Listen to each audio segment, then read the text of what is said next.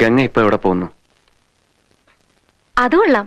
ഞാൻ പറഞ്ഞില്ലേ അല്ലിക്ക് കല്യാണാഭരണം എടുക്കാൻ പോണെന്ന്.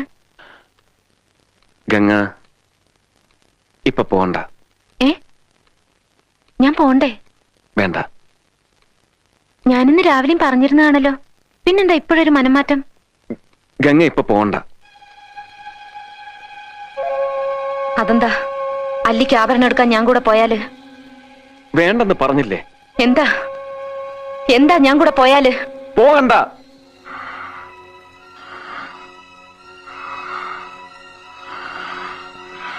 വിടമാട്ടെ.